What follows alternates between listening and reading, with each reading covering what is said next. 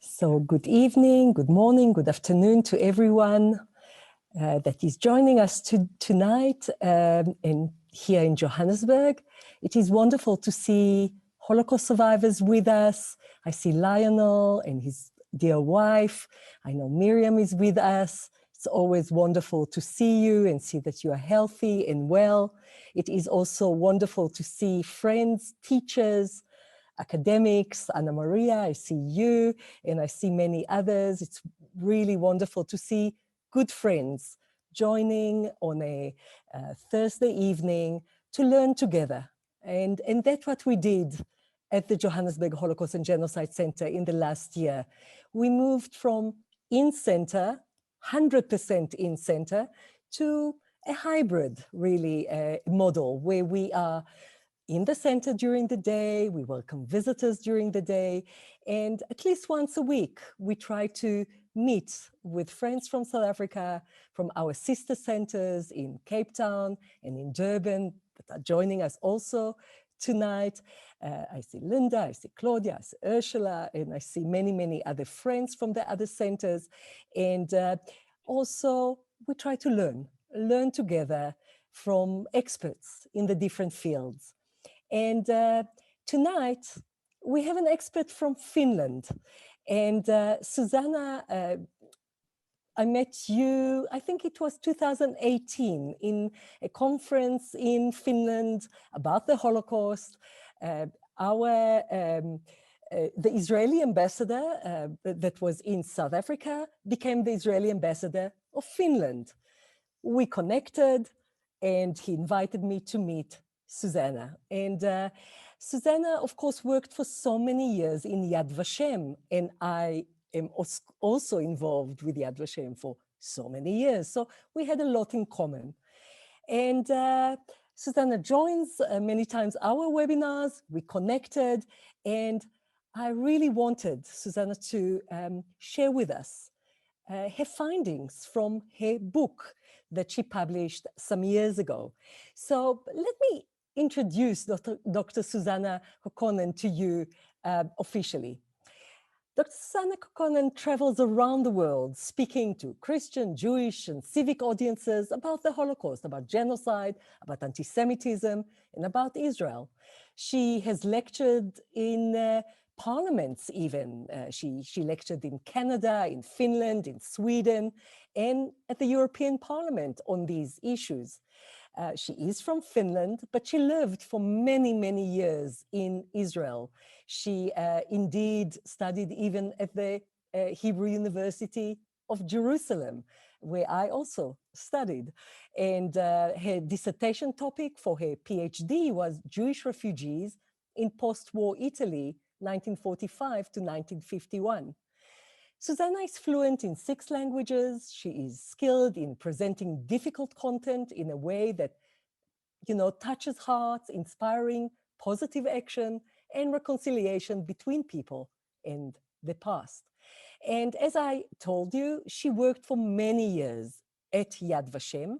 She was the director of Christian Friends of Yad Vashem, World Holocaust Remembrance Center in Jerusalem, Israel.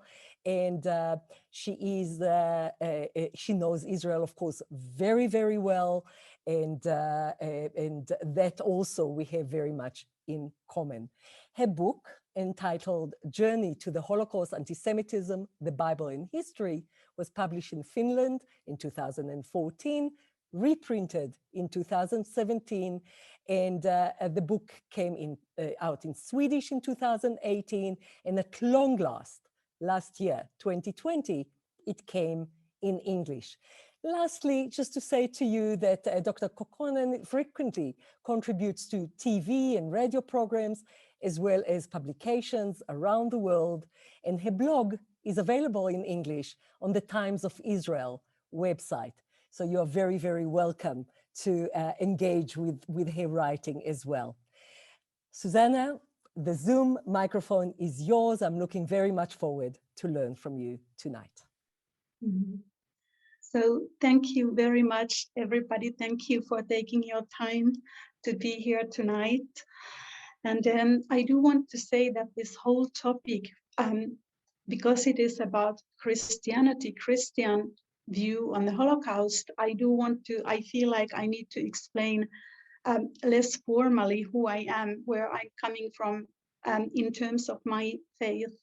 So I lived in Israel for many years, and I come from what today you would call evangelical Christianity. So Bible-believing Christians today very much support the state of Israel, and I grew up with that. I heard my grandmother speaking about Israel when I was like 5 years old. So I knew that I wanted to live in that place and I wanted to study those things. So when I'm speaking about tonight's topic, I will talk about different angles, different churches and denominations within Christianity, but I will also make an effort to mention what I am talking about. But I just wanted you to know that I come from more the evangelical kind of Christianity. And I'm going to be sharing my screen with you. And just a moment. Can you see my screen now? I guess everybody Not can. yet. So not yet. Thank Susanna. you. So this topic from tragedy. You Sorry? can't. Can you try and share your screen again, because we do not see it yet? Oh, just a moment.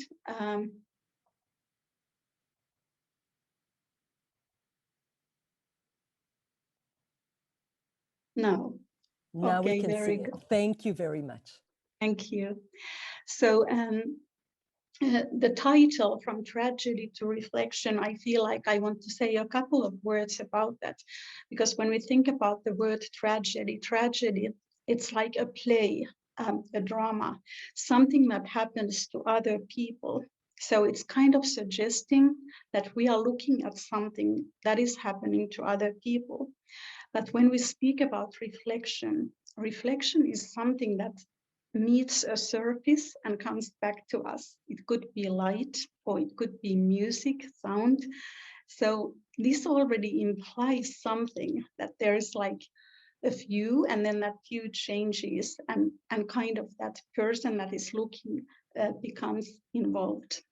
And I put up the map of the world because you can see in this map that every country in the world, even the countries that were neutral, they were somehow involved in the Holocaust. Because even the neutral countries had to make choices. And this whole idea of if it's possible to remain neutral when something like this is happening around you, this is one of the most important questions that many Christian thinkers who were talking about the Holocaust would try to answer, because this is actually the most important thing that we need to try to understand, and we are going to look at that tonight. So in order for us to understand what we are talking about, I have to start with a little bit of history, and some of you may never have heard these things, some of you may know them very well. So I will not spend too much of my time here. But Christianity comes out of Judaism. And this is actually today, us who are very fond of Israel and want to know more about our Jewish background, for us, that's a wonderful thing. But it has been also the source of problem between Judaism and Christianity since the beginning.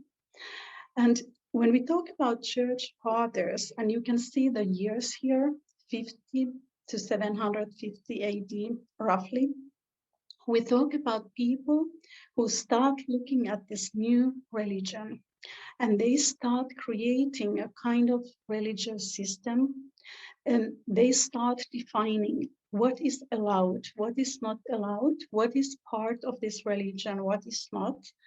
But very soon we find that more and more they start thinking about how do we separate this new Christian religion from Judaism.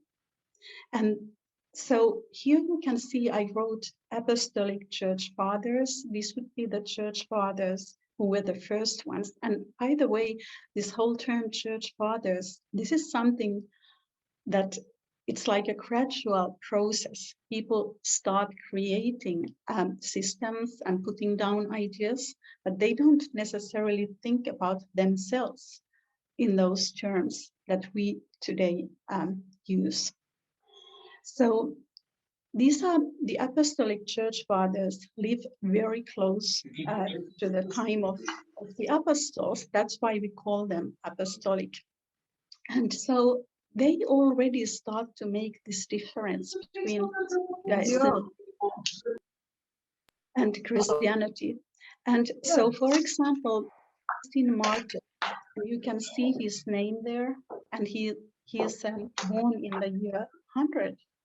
He actually talks about the Jews, and he says, well, they are still clinging to their old ways.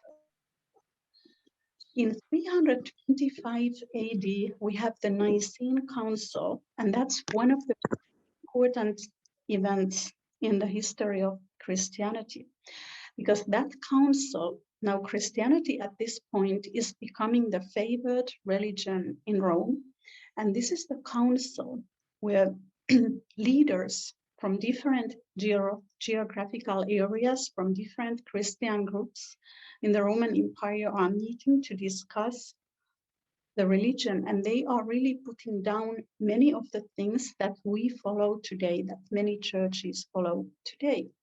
So making a difference between Christianity and Judaism is very important. And I'll give you one example, and that is Easter, because Easter actually naturally would fall in the Jewish Passover, Pesach. But they don't want those two holidays to be celebrated together.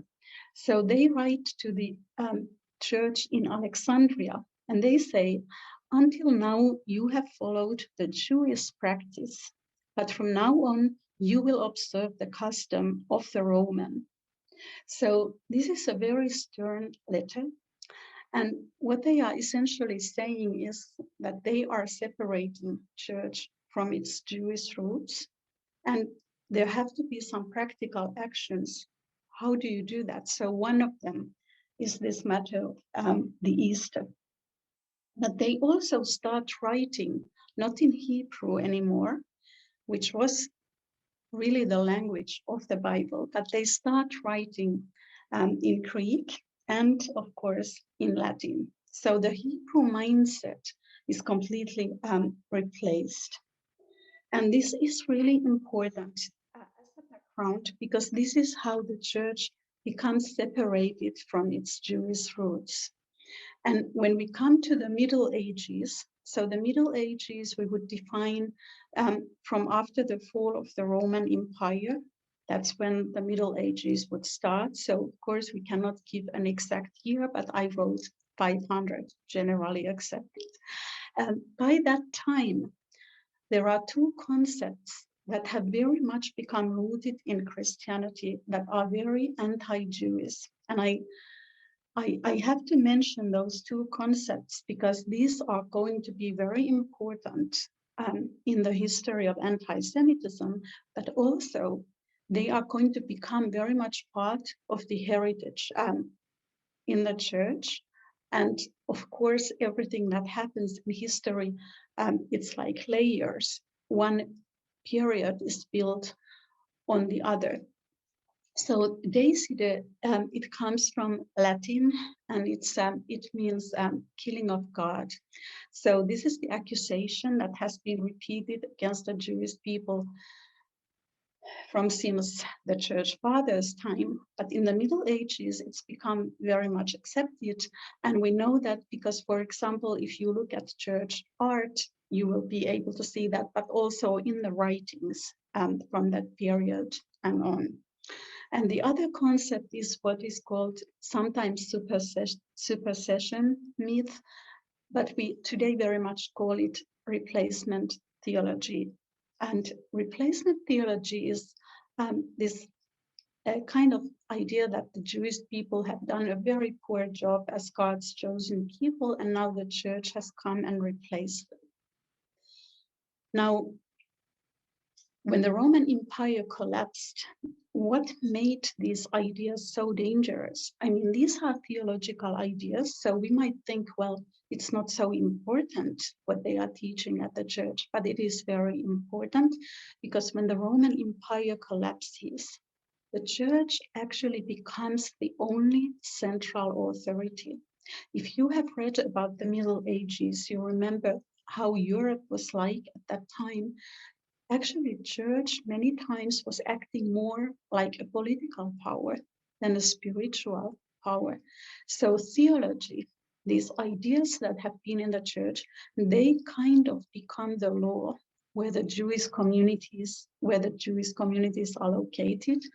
And there are practical things that follow from these ideas. So the Jews are isolated into their own communities. They are marked with yellow signs. And I put this Black Death plaque here.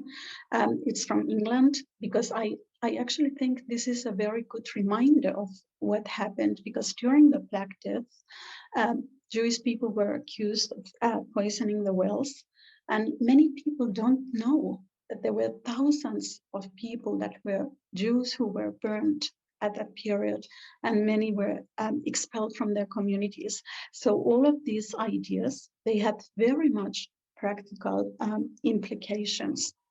And so what happens next, and this is now very much Christian history, but it has a big bearing on Jewish history. There are people who see the church acting as a political power, and they are not happy with it. And they say, this is not what the church should be like. And they start rebelling against the Pope's rule. They start rebelling against the Catholic Church. And this is what we call Reformation. It's Reformation because it is reforming the Christian religion. So I put down some names for you: Jan Hus, Martin Luther, John Calvin. But I want to talk a little bit about Martin Luther. So Martin Luther, he has this idea that he wants to give the Bible to people in their own language, because up to that point, people are totally dependent on the priests. They don't know what they are reading. So that is a very important thing for him. But there are many other things that he doesn't like abuse of power in the Catholic Church. So he actually, what he starts is not just a theological movement, but it really is also a political revolution that he starts against the Catholic Church. And what Martin Luther does comes to have an immense bearing on history, on Europe, and of course the Jewish communities in Europe. So what he does is so big that I don't know if he could imagine that what would happen as a result of his actions.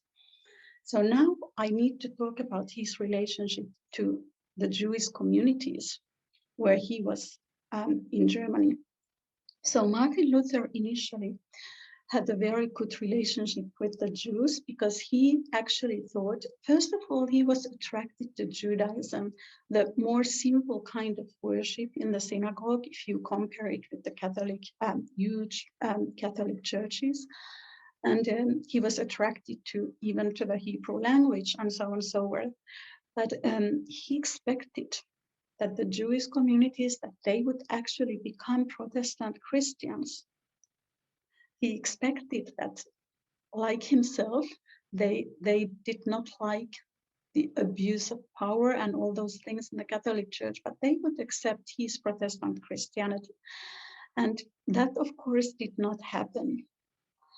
And so Martin Luther, who initially was so positive, who had a good relationship to Judaism, he actually became very bitter, very, very bitter and very angry.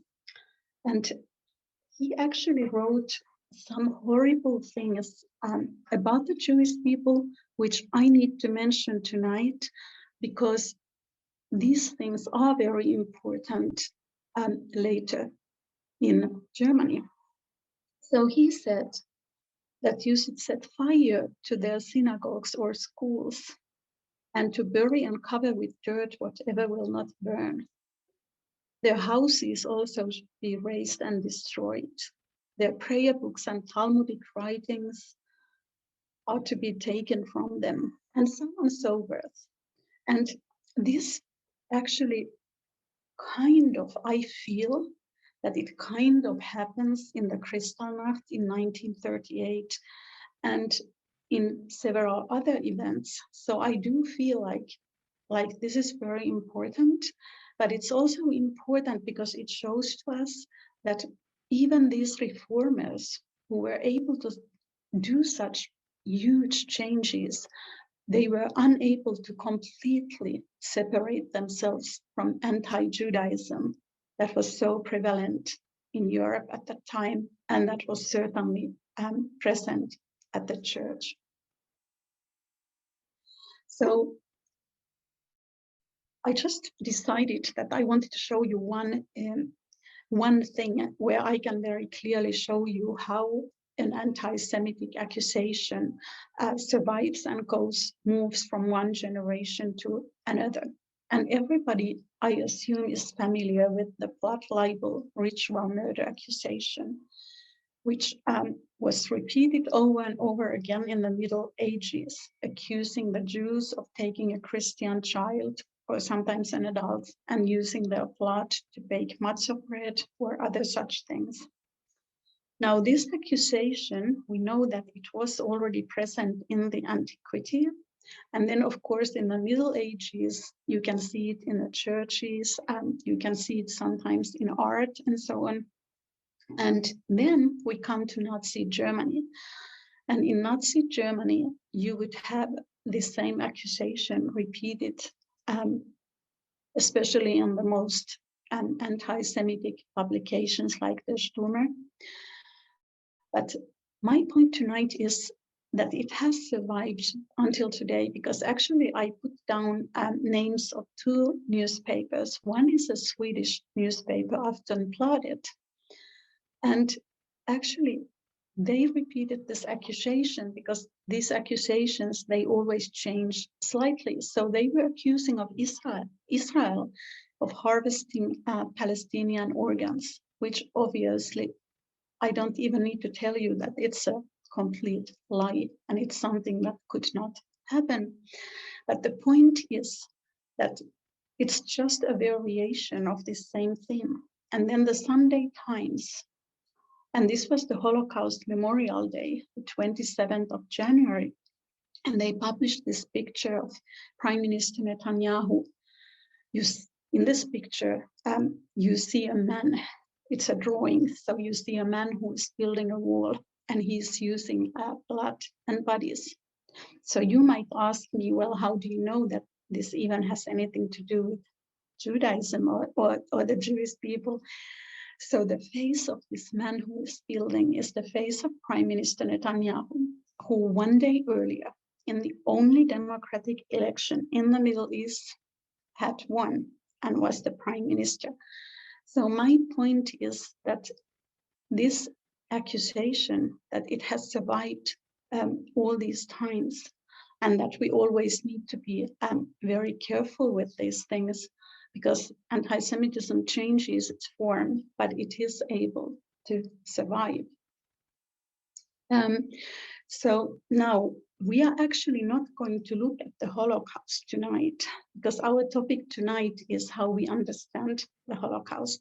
So we come straight to May 1945, bearing in mind this background, this very unpleasant, very sad background of the relationship between Christianity and Judaism. And here you see the survivors. It's 1945, they have been liberated, but they really don't know where they are going to go. So one of the things that I want to bring up tonight is also the Bible, and that there are things in the Bible that speak to Christians in terms of the Holocaust. Ezekiel 37. This is the vision of the dry bones, the valley of the dry bones that Ezekiel in Babylon, he has this vision, and it's written in the Bible. And he sees these dry bones, and he cannot imagine that they could live. And it's a dialogue between him and God, but God says to him, these bones are the whole house of Israel. They indeed say, our bones are dry, our hope is lost, and we ourselves are cut off. And then God tells Ezekiel to speak to them. I will open your graves and cause you to come up from your graves and bring you into the land of Israel. Then you shall know that I am the Lord. Now, and this is very interesting, because when the liberators, when they wrote letters, for example, the Americans, when they had seen Dachau and so on, they often described the people who were alive, but they said they are more dead than alive. And if you look at the pictures, you really can imagine Ezekiel's vision in Europe. And then exactly the same thing happens, because the boat, the ship, takes them to the land of Israel. So this is one very interesting thought.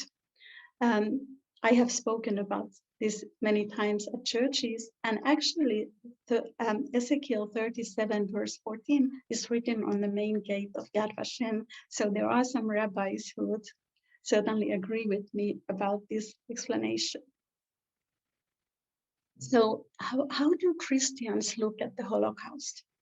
So this man is Martin Niemöller, and some of you may know his name. He was a Protestant pastor, and like most Protestant pastors in Germany during the Holocaust, he was very nationalistic.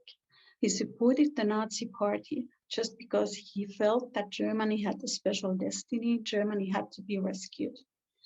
And so what is so interesting is that nevertheless, even though he wanted Germany to be this great big country, important country, and so on and so forth, but when Hitler started to insert his power inside the church, when Hitler started to control the churches, that was too much.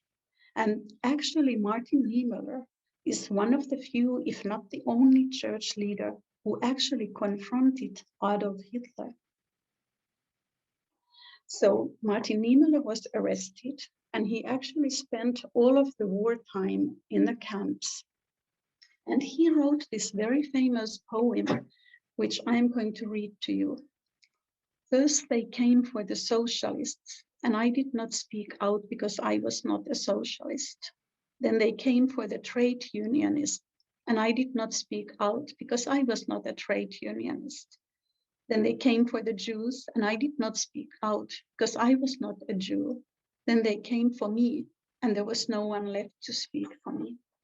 So Martin Niemöller, he confronted Adolf Hitler. He spent all of the wartime in the camps.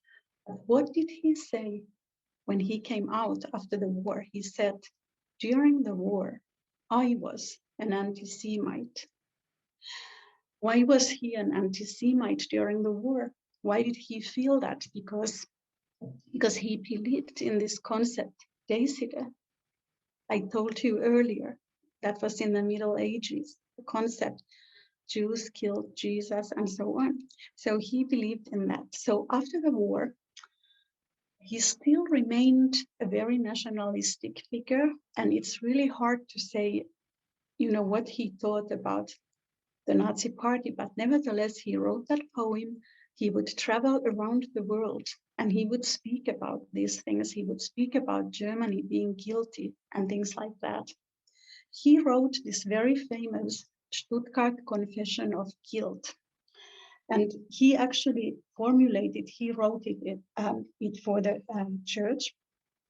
And so clearly what we can see is that despite his nationalism, he nevertheless felt that there was guilt, and he nevertheless understood that he had been an anti-Semite during the war.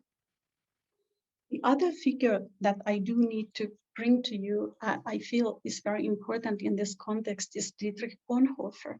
So Martin Niemöller and Dietrich Bonhoeffer, they actually were the founders together of something we call the Confessing Church. So the Confessing Church, this was a group of pastors who separated themselves from the main evangelical church, and it became the theological opposition to Adolf Hitler.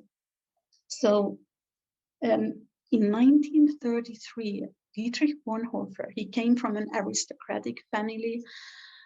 His becoming a pastor was maybe a disappointment to his family, but he clearly was thinking, there was something very spiritual about him as a young man, and he wanted to become a pastor. So in 1933, at the beginning, he did not really understand what was happening. Actually, there was a funeral, and a Jewish funeral, and he refused to go. That was in 1933, and then he felt guilty for that for the rest of his life, because when he understood who Hitler was, and when he started opposing Hitler, they started putting obstacles in front of him. He spent quite a lot of time abroad, and actually he had the possibility to stay abroad. He could have stayed abroad, but he felt that he had to come back to Germany to be with the German people during the war. And under his leadership, the Confessing Church put out these two very important documents, Bethel Confession and Bremen Declaration. And so what the situation was, that they were doing this, they were confessing their faith. This is the Confessing Church. They are confessing their faith, and their faith is in God. It's not in Adolf Hitler.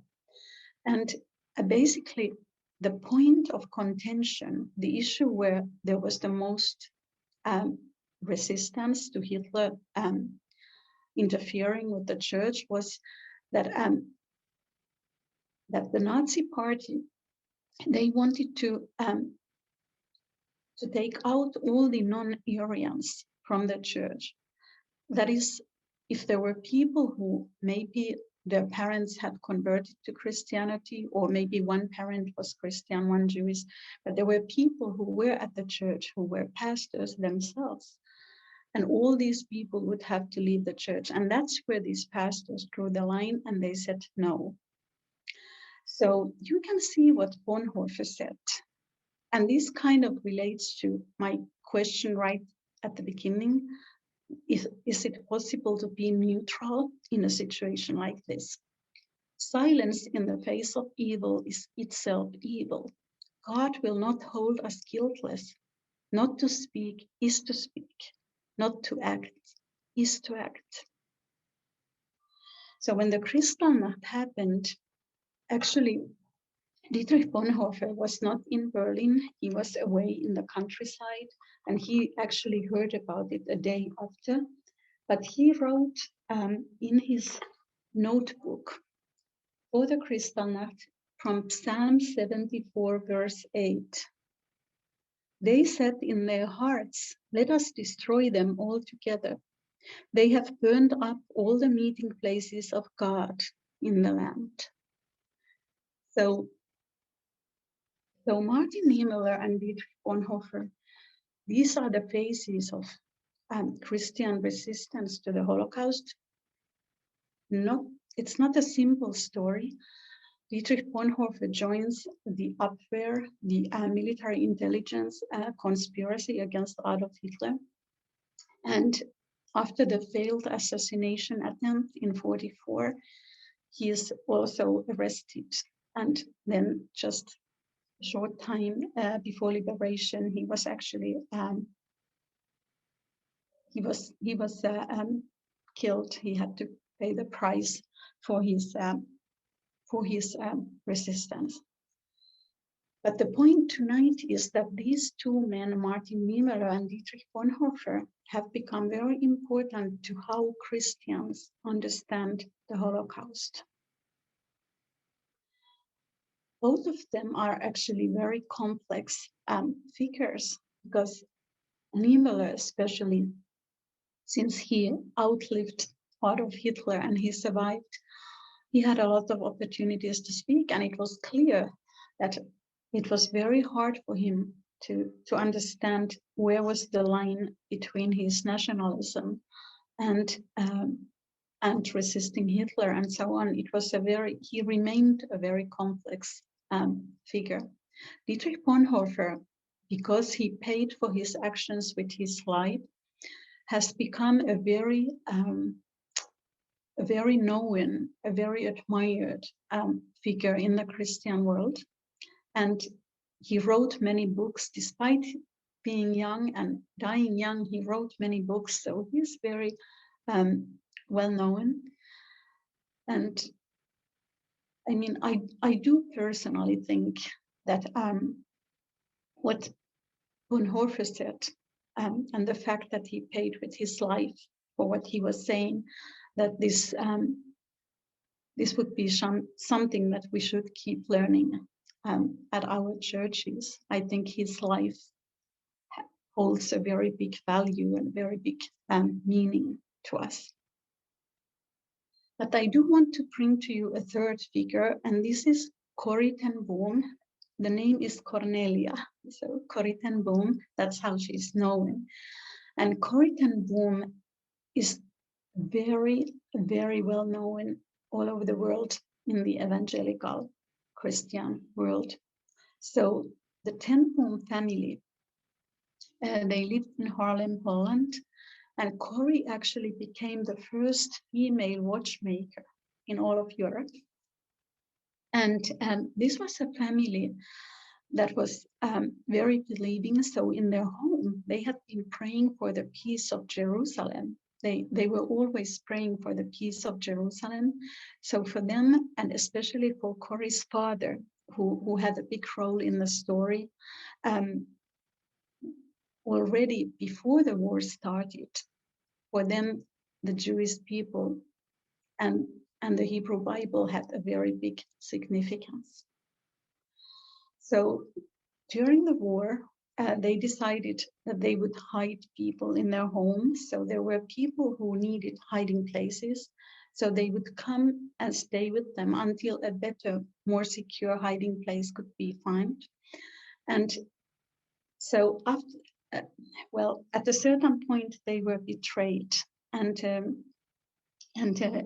father, he died after 10 days in Gestapo imprisonment. And the sisters, Betsy and Corrie, they were taken to Ravensburg. And in Ravensburg, Betsy died, and Corrie was released. She was released because a clerical error happened, but she always maintained that this error, that it was God, that it was like a miracle that happened, that she was released and she survived. So after the war, she wrote many books. And there's a film about her life and what happened in Haarlem. It's called The Hiding Place. And next to this, you see the picture, Return to the Hiding Place. So this is very interesting, and it shows how much today the Christian world is interested in this story, because Return to the Hiding Place is a relatively recent film. And it's the story of the young Dutch people who were Corrie's, in her book, she calls them my teenage army. They were the runners. They were the people who would do the things that Corrie would not be able to do, but a young person could get away with. So, so Corrie's story has become very, very important to how we see the Holocaust, because I think that the Christian world is also looking for somebody to identify with. And Corrie, she would be this evangelical Christian who, after the war, she lived many years in the United States. So she became very, very famous. Now, these were people that I wanted to bring to you, but then I want to mention that many churches after the Holocaust also, as official institutions, understood that the anti-Semitism, or I should say anti-Judaism and anti-Semitism in the churches had been very important in that something like the Holocaust came to happen, that there was like a theology. So if you didn't create a theological resistance to it, like the confessing church was in Germany, then you would have that anti-Jewish, anti-Semitic theology at the church. And they understood that this somehow contributed to what happened. So I want to mention to you, you can see I wrote down some of those names of these declarations. So we have the Vatican, of course, on the Catholic side, very important, Nostra Aetate, 1965. So in this document, there is an understanding that there has to be like a fundamental change in how the Catholic Church sees the Jews. And now, for the first time, officially, the church rejects this the concept of Jews killing Jesus. It's very important. So what I showed to you earlier in the Middle Ages, you can see that we are in the post-Holocaust world, and this is when it's being rejected by the Catholic Church. Now, the other document we remember is more recent. And this is also very important because this actually, we have to know that Pope John Paul II, he actually called anti-Semitism a sin. So these two documents are very important. There are some ambiguities. It's very difficult to understand some of the language, but just, I would say that just having these official documents that every Catholic anywhere can read, and many are familiar with, is very important. The Rhineland area Protestant Synod in 1980, you can see in Baden in 84, and then the German Austrian Catholic Bishops' Conference 1988. These are all declarations.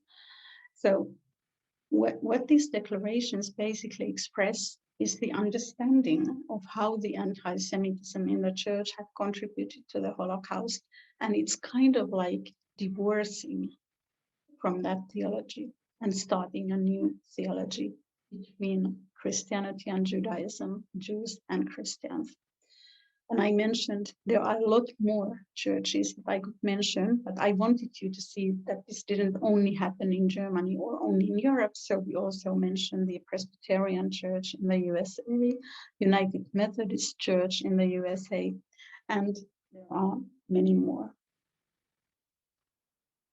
So the Holocaust and Christians. How do Christians speak about the Holocaust? So I do need to say this, that actually many people feel and say that until the film Schindler's List came out, and this was in 1993,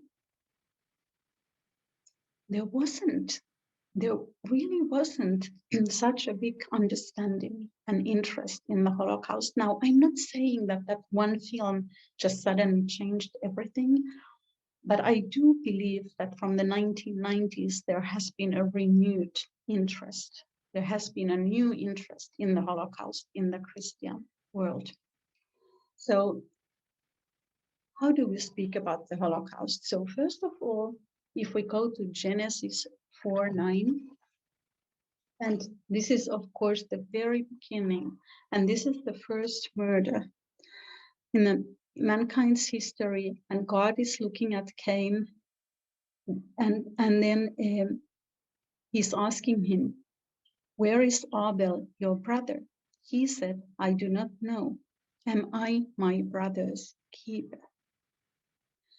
So this biblical concept of neighbor, of loving your neighbor, this comes from Judaism, and it's very present in Christianity. And this is a very troubling thing to think about, because when there is a Holocaust, there was the Holocaust going on around Christians. Why did they not see the Jews as their neighbors? Yes, of course, there were righteous among the nations, like Corrie ten Boom. Yes, they did. But the vast majority did not. And this, I think, is something that we still have to struggle with, because there is no easy explanation. There is no explanation. And then that means that as a Christian today, I have to think about my values. And I have to try to understand if my values, if they also function in a time of crisis where they will be tested. Now, in the evangelical Christian world, people really, there is a big movement today towards our Jewish roots, and people really often read from Genesis 12. What God said to Abraham, I will make you a great nation, and I will bless you and make your name great, and you shall be a blessing. I will bless those who bless you, and I will curse him who curses you. And in you all the families of the earth shall be blessed.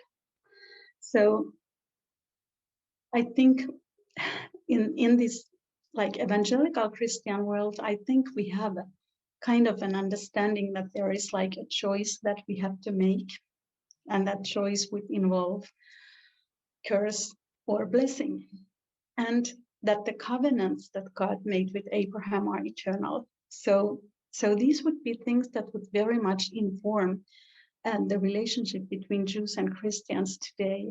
And I think many people would feel that they don't identify with the actions of the people at the time of the Holocaust, but that today there is a new generation.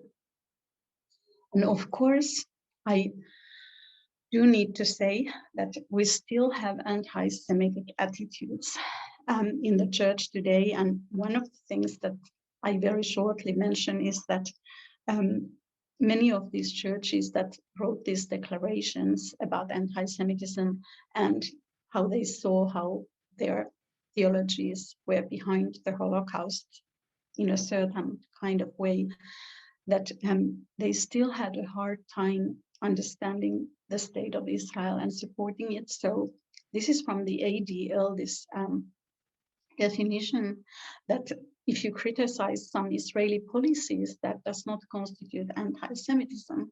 But it is also clear there are those whose criticism of Israel or Zionism is used to cover anti-Semitism. And I feel that that's something that personally I do a lot of work in that area when I'm invited to teach, because I want people to understand what this means. And this picture, this is the synagogue here in Helsinki. And because there had been some anti-Semitic writings, church youth actually wanted to go there, and they had all these flowers, like there were so many flowers you cannot imagine. And everybody would put flowers on the gate and around the synagogue. So my last slide is about hope. And I think what I want to say is that before the Holocaust, there really was not this kind of relationship between Jews and Christians like we have today. Now, I wish we didn't have the Holocaust in between, but what I do want to say that I think today we have a more respectful attitude between Judaism and Christianity. I think there are many Christians who want to understand about Judaism. There is a whole movement of going back to the Jewish roots.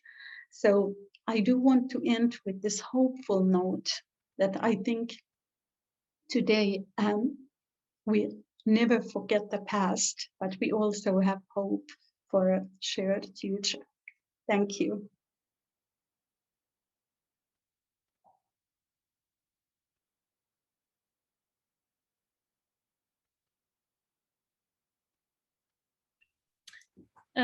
Dr. Kokkonen, thank you so much for that wonderful and informative presentation. Really learned a lot, and you just took a very complex issue and presented it so easily for us to understand and to take in and to absorb. I just want to invite anybody who has any questions to just pop those in the chat, or if you would like to, we're quite a small group tonight, we can you can unmute yourself and ask your question directly. So if anybody has a question, we have a lot of comments just thanking you. and saying how interesting it was. It was a real eye-opener, such a lovely presentation. So that's a lot of thanks to you already. But any questions for Dr. Kokkonen while we have the opportunity? Well, I just saw that one comment about that there were many righteous Gentiles during the Holocaust. So there were righteous Gentiles during the Holocaust, but they aren't that many. Like what we need to honor them all the more because there were so few of them. But if you look at all of the world being involved and then all of Europe and what is happening, then unfortunately,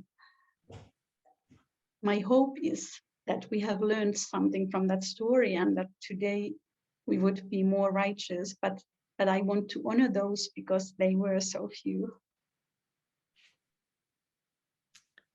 Absolutely. Okay, we've got some questions coming in. Peter Henning, there's a long comment that you've written. I don't know if you want to just unmute yourself and make that comment, if you would like to do that. He's agreeing with your closing thoughts. Yes, so thank you for a wonderful talk. I think my comment, hopefully it's self-explanatory, but as a youngster growing up and having lived in Poland for 5 years, to the son of a person who fought in the Second World War, it's difficult. It's not difficult to understand anti-Semitism, but in my experience in the Catholic Church, it's one of reconciliation. Quite clearly, the Middle Ages were misinformed, and Catholics have got a lot to answer for. And Second Vatican Council, the reforms proposed from there are still partly being implemented and waiting to be implemented. But it's quite clear that the misinformation about the role of the Jews killing Jesus, and I think it's, as Susanna said, it's been well documented, and it's one of reconciliation, I would say. That's my practice. I'm not a theologian, but that's my experience in the Catholic Church. It's one of reconciliation. Thank you. Mm-hmm. Thanks, Peter. I think Tully's question is regarding the role of the church. So we've spoken about individuals, Christian individuals who chose to speak out and stand up, but what was the role of the church during the Holocaust? Maybe you can speak a little bit about that. Yes, so we have a lot of different, let's look at Germany, because we have all of Europe and we have lots of different communities and churches and denominations, but let's look at Germany. So in Germany, we have the Catholic and we have the Protestant church. And the Catholic Church is a little bit smaller, but not much. And what we can see is that the Catholic Church at the beginning, when they see the Nazi party, they actually don't like Hitler very much. And many priests are saying that Catholics should not join that party. But Hitler very cleverly neutralizes that option by going over the Catholic Church in Germany and making the Concordat agreement directly with the Vatican in 1933. And that's how he neutralizes the Catholic side, because the Concordat made by the Vatican, the German Catholic Church is going to follow the Vatican's lead, so they will not get involved in political matters. And then on the Protestant side, there were many small denominations. These were mainly coming from the United States, and they were forbidden right at the beginning. The Jehovah's Witnesses obviously were terribly persecuted. I'm sure that you heard about that. But then we have this evangelical church, the most important. And what Hitler does, he names Ludwig Müller, his own bishop, to lead that church. And they call it Deutsche Christen, German Christians. So this is a church that is completely loyal to Hitler's authority. So Martin Niemöller, Dietrich Bonhoeffer, and these other pastors, they separate themselves from that church. They leave it and they become the confessing church because they cannot accept that the church is under the party authority. So one thing where we have church protest in Germany in the 1930s is the euthanasia program, because the euthanasia program was visible because some of those children, they were actually hosted by churches in institutions owned by churches. So there we have even people who are voting for the Nazi party or people who are supporting the Nazi party, but they are against the euthanasia program, not enough to stop it, of course, but there is protest and it kind of goes quieter, it kind of goes underground. But I would say that when the war starts in 1939, that by that time, you all know, if you read about the Holocaust, that it becomes very difficult to resist at the wartime. And many researchers say that in Nazi Germany, you needed to have the military involved if you were going to have any kind of resistance, because otherwise it wouldn't succeed. And so we have those assassination attempts against Hitler, but they all fail. But in terms of the wider Europe, we have many, we have monasteries, we have convents, we have individual priests, and they are taking in Jewish children. This is a very well documented story of Jewish children being hidden in Catholic institutions. And there are Protestant pastors who are speaking out. So we cannot say that the church is not doing anything, but it's a tiny, tiny minority that is doing anything. And I think I feel, as a Christian, I think I feel very comfortable in criticizing, my own faith. I think I can do that. And I feel that it just shows that, people were very church going at that time, but there was something wrong with the teaching if it did not do anything at the time of such crisis. Now, having said that, I also realized that it's very easy to look back. It's very easy to look back and say, well, this is what they should have done. But many survivors have said to me that they don't know themselves, how much people could have done. So. And I think the comment earlier about sort of comparing Christianity during the Middle Ages and now, there's a question that asks, let me see if I can find it, from Michael Levy, who says, how does Christianity today explain Jesus' death, particularly as the savior? The philosophy was always that he had to suffer and die in order to save souls.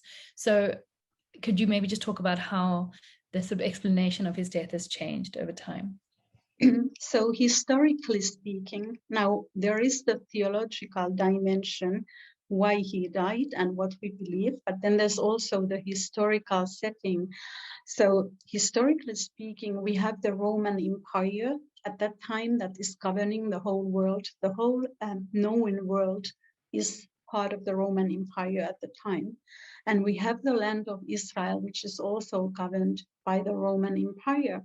And actually, if you read the Gospels in the New Testament, and you don't have a mindset that you know how you are reading it, but if you just read the story, I think it makes very clear that there were many different nationalities that were present. And we also have a very clear picture of what happens. And we know that actually, according to how the New Testament tells the whole story of Jesus, actually, he was a Jewish rabbi. He was walking around the land and the people loved him. And there was a group of leaders that were jealous of him and they wanted him to be murdered. But then we have to take into account the theological side. I don't know how many of you are Jews or Christians and so on, but in our Christian religion, we believe that we are all sinful, and we believe that our sins killed Jesus. So that would be the theological explanation. Now, I'm not denying that there are still people who would speak in those very, anti-Jewish terms, but that's why it's very important to speak about these matters at the church and to educate. Thank you so much. Bob McCormick is just making a few comments and wondering if you're familiar with the work of John K. Roth, who claims that without Christianity, there would have been no Holocaust. So he just is interested if you're familiar with his work and your opinion on that. So, for example, when I was working at Yad Vashem, I was working with some of the very best researchers, on these matters. And I don't think that people, I think Christianity has a lot to do with the Holocaust, in that this mindset that existed in Europe, that anti-Jewish mindset was there. And then, of course, the inaction to save, inaction to do anything about the situation. So I think I would be very careful to say that something would not have happened, because we can't go back in time, and we can't see those options. So we don't know what would or would not have happened. I would only deal with the reality of what I know that happened, because I cannot say what would have happened. But I certainly accept that and say that we as Christians, we need to look at our churches and our theologies to understand our role and to make sure that we are not behaving or teaching the things in the same way today. Thank you. I think Tricia Miller's comment echoes a lot of what you've said, which is, she just first says, thank you so much. This was so encouraging and challenging at the same time. And her last comment is, we must be ready and willing to do whatever is right, no matter what. So that's a comment from Tricia Miller. Are there any further questions or comments anybody would like to make? I see that Dani, our brand new colleague at the Johannesburg Holocaust and Genocide Center, has been posting in the chat, and she's posted a link to Exclusive Books, the online store where your book is available in South Africa. So anybody in South Africa who's interested in purchasing your book, it is available at Exclusive Books, and the link is in the chat for you, as well as Dr. Kokkonen's website, where you can get some more information. So that is up in the chat for anybody who's interested. I don't see any final comments or questions. I don't know, Tali, do you have a comment? It just, I feel that we just touched, it's such a large subject, Yes. I'm very grateful to you that you sort of took us 2,000 years and more through some of the thoughts. Maybe for me also, I'm interested, maybe if we have 2 more minutes, for you to reflect on, after the Holocaust, children that were in convents or taken care by Christian families, and the complexity of then returning to Judaism, and some of those dilemmas and how is the church looking at that today, at those lost children that were never returned to Judaism. They stayed, Christian. I wonder if you have some thoughts about that. So when I was working at Yad Vashem, there was a Polish Catholic priest, and he had come there because he always believed that he was a Catholic. And then at her deathbed, his mother told him that he was Jewish, and that was like, it set him on a journey to find out more about his roots, and he really wanted to return to his Jewish roots, and that put him in a very difficult position where he was no longer, a Catholic, but he wasn't really a Jew either, and it was very, very hard for him. So in a way, you know, in the post-Holocaust period, if there was a way to get these children in 45, 46, 47, they probably were still young.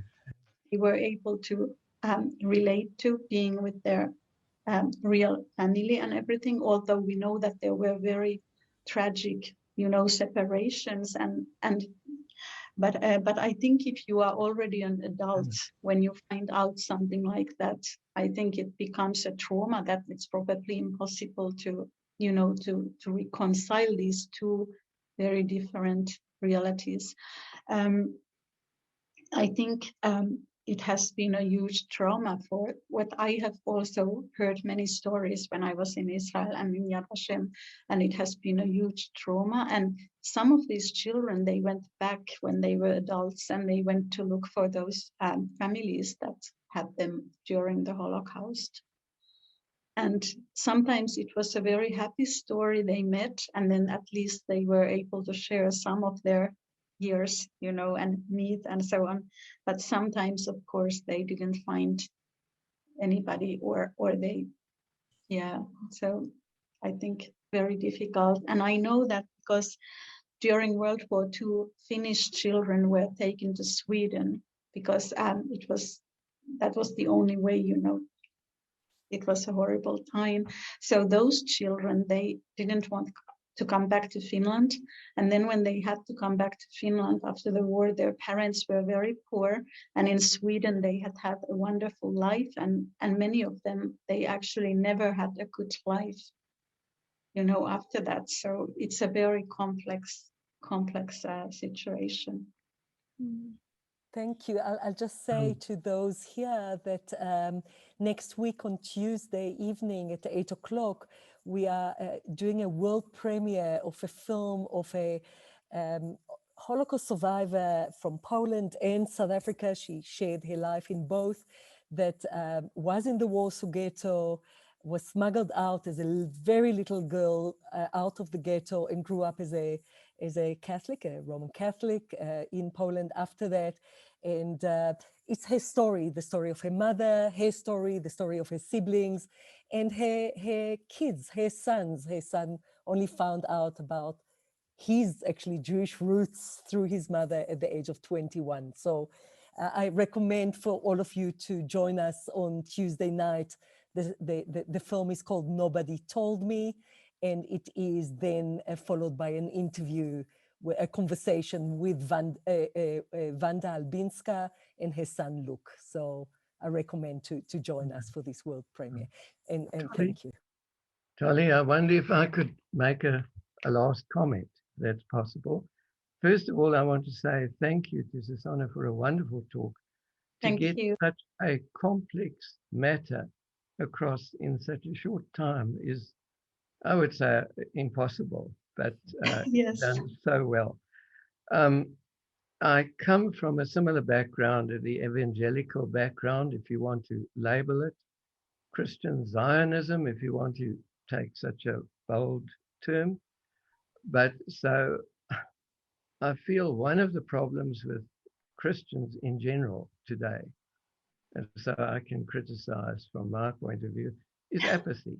I think apathy is always, it's a human trait, but I mean, that is one of our biggest things. And that is why it's so important what you're doing.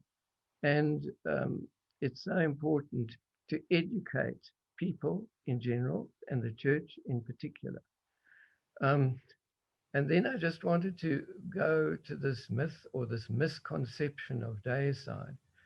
If you read, and I'm going to talk more about the theological point of view, if you read what happened there, this blaming the Jews is a very wrong concept, because the Romans actually executed Jesus. And Pilate tried to exonerate himself by saying, I wash my hands and I'll do what you want. But he had the authority. So he actually was the person who allowed it to happen, and he could have stopped it. So the Romans were just as guilty if not more so, because they were the actual executioners. And Jesus himself said, and I was trying to look it up, he said, Pilate, don't you know what I can do to you? I can kill you. I have your power of life and death in my hands. And Jesus himself said, I give up my life. You have no power. And this is totally theological, of course, but you have no power to kill me. I voluntarily actually give up my life. So the point is, yes, you're right in saying that our sins killed him, but also nobody specifically can be called guilty from that particular perspective. Mm-hmm. Least of all the Jewish people, as far as I'm concerned. But, and this is a terrible blot on our history and a terrible myth that has been perpetuated. And I think even today, it sort of lurks around, although it's been debunked. Yeah. So I just wanted to add that comment. You may disagree or want to add to what I say, but I thought it's just something to say that deicide is really a terrible misconception. Mm. Yes, thank you.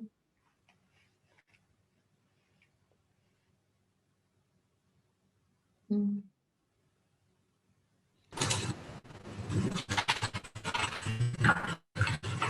Anna-Marie, do you have a question? Yes, I had a phone call. I had to turn myself off for a bit. But as a Roman Catholic, I wanted to thank you very much for your presentation, because it showed all of the sides of Christianity. One more thing that could have been covered would be, of course, orthodoxy. But that would be even adding quite a bit more complexity to this issue. One of the issues that came up was this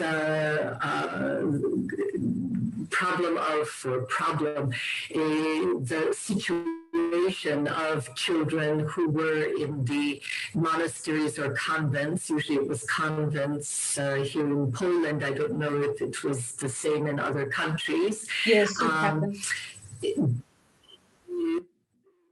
But is it more the female convents or the male monasteries, or even, do you know? Well, it depends in the country, because I know that in Italy, for example, it was both. You know, in Italy, it happened a lot, and it was both. But I think more in convents, maybe, if I had to say my opinion. This is, I'm thinking as a social anthropologist that I need to look into this a bit more to see why it was, because from what I know, it is more female convents were doing this. But it could be also that, as you know, in the Catholic orders, it was that a lot of orphanages were run by the nuns, were run by female convents and not by monasteries. So this might have been a factor in why it was more female. But I just recently was translating a woman for Yom HaShoah, a woman here in Krakow, who was an infant adopted by two people. She was in a convent.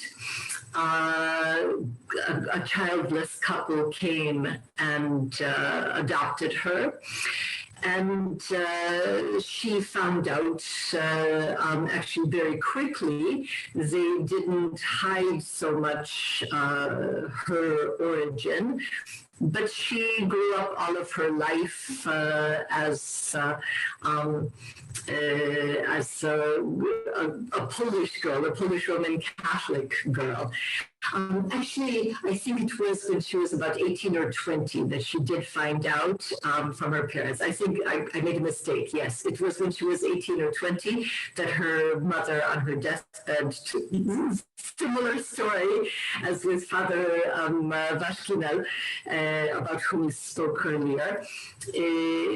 And she gradually decided to do research and find out because her mother had kept the original information about what was her original name, etc. But one thing that I am finding, this will be another thing with these stories, that the very youngest children suffer this more as a trauma, that children who were older when they were handed over to someone, that very often they choose to stay with the Christianity of their adoptive parents. Also requires some research, but it seems that it is more traumatic for the ones who were too young to know their identity when they were being rescued. So, but this is another part of all religions, of course, is to help others. And it is a commandment, right? Do unto others as you would have them do unto you. And so if the one thing that can be done is to hide a child, right? Then this is done. If you have more power, like you are a pastor, like Niemöller or Bonhoeffer, who have a position of power, a voice, right? And we know, of course, that there were many diplomats from Spain, from Portugal, from Poland. Wallenberg, I don't know what religion he was, but I presume that he was Christian by background. So this is another part of the story of the ones who have some power and use it to save people who are of a different faith, a different ethnos. So, yeah. But so ultimately, no questions, but I think I've given both of us more work to do. Thank you so much. I think just to end off, as I said, lots of comments, just thanking you for really tackling such a complicated and sensitive issue and just doing it so marvelously and informatively for all of us. So again, thank you very, very much from all of us here at the Johannesburg Holocaust and Genocide Center. And thanks to everybody who has joined us tonight from elsewhere in South Africa and across the globe. It's been a wonderful evening to spend with you. As Tali mentioned, next week's webinar, and I believe the link to that is in our chat as well. So hopefully you will all join us again next week. And if we don't see you before then, have a very good weekend. Thank you so much, everybody. Thank you. Thank you.